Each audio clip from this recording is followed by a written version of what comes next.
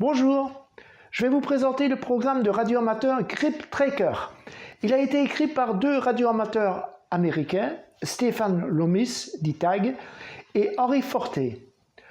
Je trouve que ce programme est très bien fait et apporte réellement un plus à votre station. Il est gratuit, mais il est toujours possible de donner quelque chose. Sans plus attendre, je vous donne rendez-vous devant mon PC.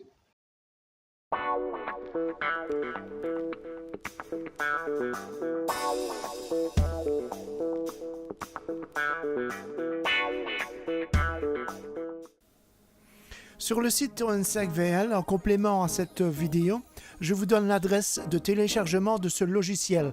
Il n'y a pas de réelle difficulté, il suffit de suivre les indications si vous êtes en Windows, Mac ou Linux.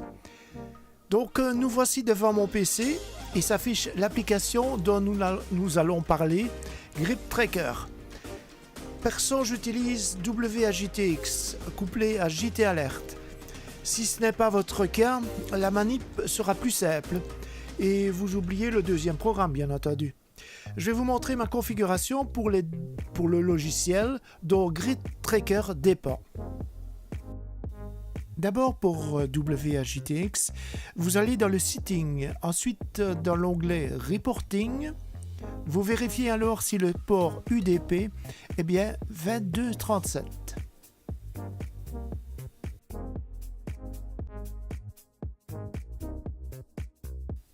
Par la suite, vous accédez au setting de JT Alert pour relever les ports UDP.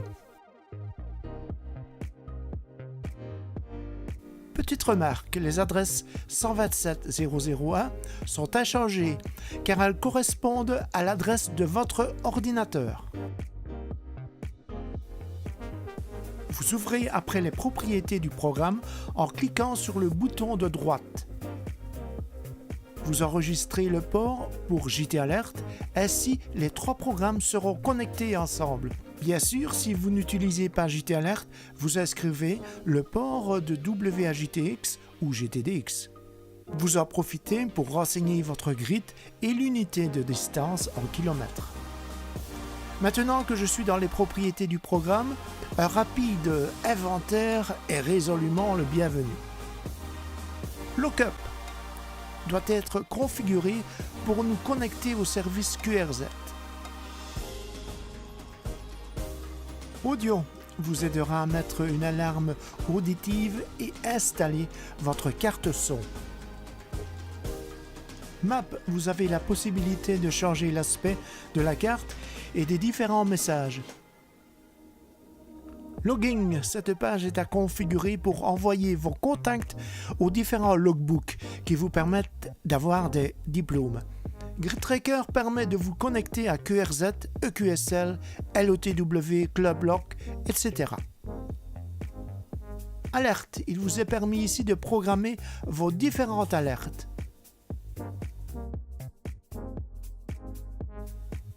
Call Roster, la fonctionnalité la plus basique, si elle est activée correctement dans WAJTX ou JTDX, est la possibilité de lancer un QSO par un simple clic gauche sur un indicatif dans la liste où la station appelle CQ.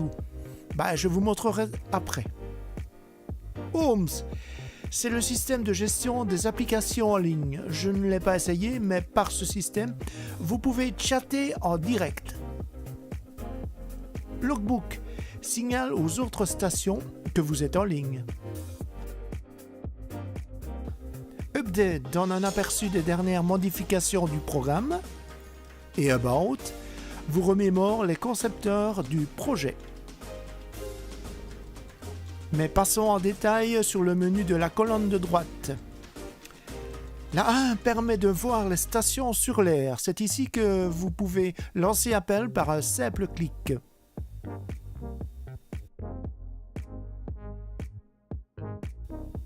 Deux affiche les icônes ou le grid des stations sur l'air.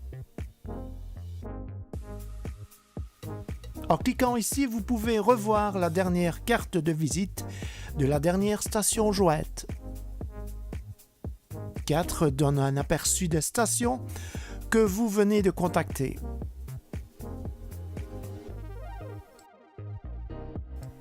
Ici, en ligne ou hors ligne. Ajoute ou efface des zones d'ombre de la Terre. Ajoute ou efface des légendes. Vous signale comme présent à la communauté des utilisateurs de GridTracker. Quelquefois, c'est bien plus facile d'utiliser le raccourci clavier. Ici, la liste de ceux-ci.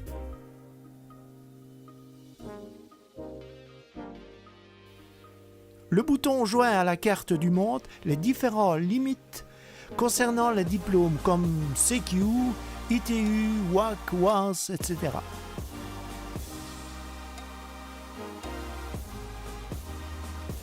Le deuxième, je ne sais pas à quoi ça sert. Sur le planisphère, vous avez la possibilité d'ajouter la Lune.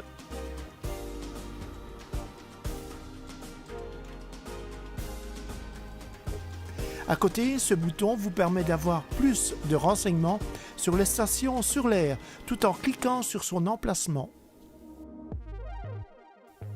Le dernier bouton est celui des configurations que nous avons vu précédemment. Ceci, c'est le bouton qui accepte de charger votre logbook personnel. Le suivant fait apparaître les conditions de propagation. C'est ici que l'on vous propose de rétribuer les concepteurs de ce programme, qui sont, je vous le rappelle, Stéphane Loomis dit Tag, Henri Forté dit Atuk.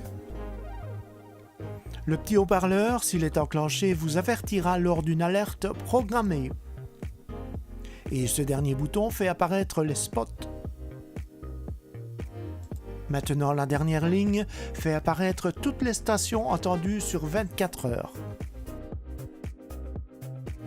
En cliquant sur ce bouton, vous téléchargez votre logbook sur QRZ. Ce bouton affiche les zones horaires sur la carte. Cet avant-dernier bouton fait apparaître les tempêtes et orages aux États-Unis. Et ce dernier bouton fait apparaître les grids sur toute la Terre. Dans le coin supérieur droit, montre une connexion entre GridTracker et WAJTX a été établie si le mode fréquence ou bande est renseigné et que la barre d'état de WAJTX affiche Receive. Au-dessous, GridTracker charge automatiquement le fichier WAJTX log ADIF à chaque démarrage et vous signale le nombre de QSO, les stations entendues, les stations DXCC et les QSL reçues. Et encore en dessous, la sélection des bandes, du mode, du système de propagation ainsi que le moyen d'affichage. J'ai relevé avec vous les différents points importants et démontré que GridTracker écoute bien le trafic de WAJTX et le restitue sur une map monde. À présent, que diriez-vous d'une démonstration? Eh bien, allons-y. Voilà, nous sommes en position d'attaque. Je vais déjà lancer un CQ, comme ça ira plus vite. Donc, je me retrouve avec WAJTX. Eh bien, voilà, c'est déjà fait.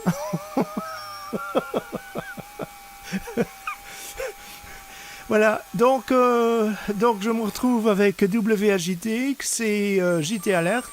J'avais lancé un appel et il y a un Canadien qui m'a répondu. Vous voyez ici, donc le trafic ici des deux rapports. Donc ici le Canadien, je peux le voir combien c'est VA3. Donc c'est celui-ci, VA3. FF. Foxtrot. Voilà, donc je l'ai ici. Voilà, il vient de me répondre en plus. Donc je peux le confirmer. Voilà. Donc ici, il y a bien le trafic qui se fait. Donc ici, c'est ma station. Il y en a d'autres Belges qui trafiquent. Voilà. Je vais encore lancer Apple peut-être, CQ peut-être. Voilà, je remets. Puisque... Et vous avez vu ici qu'il y a une alerte qui s'est faite. Voilà, je la ferme. Je retrouve, je retrouve mes deux programmes. Voilà, on va un peu voir. Donc, je vais encore relancer CQ pour voir si vraiment ça marche. Voilà. Donc, j'ai pas beaucoup de watts. J'ai une centaine de watts, je vais dire. Il y a moins que ça, hein, mais bon, pour l'essai, je me dis, je vais quand même mettre 100 watts, quoi.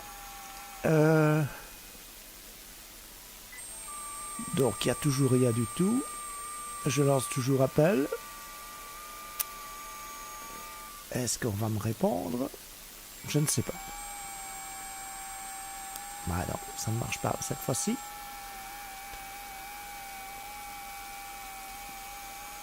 Si c'est la première fois que vous voyez le FT8, ben voilà. Donc, comment ça va? Donc ici, les États-Unis, vous avez les stations. Je fais apparaître toutes les stations. Voilà. Ici, ben, c'est le Portugal, je crois. Oui, c'est le Portugais. L'Irlande. Et ben voilà. Donc c'est Hongrois qui m'a attrapé, qui m'a dit bonjour, coucou. Et voyez sa fiche qui s'affiche. C'est un peu bête à dire. Sa carte de visite qui s'affiche. Voilà. Donc il arrive à 0,2. Voilà, je peux voir. On va faire un contact. Voilà. Voilà qui est fait. Donc j'arrivais 0,5. Bon, ça va alors, ça va, c'est bon. C'est bon, voilà, c'était une démonstration de comment faire un contact. Et vous avez vu avec ici Grip Tracker, c'est bien facile. Je vous remercie de m'avoir écouté et regardé. Et j'espère peut-être faire des vidéos sur d'autres programmes. Je vous remercie.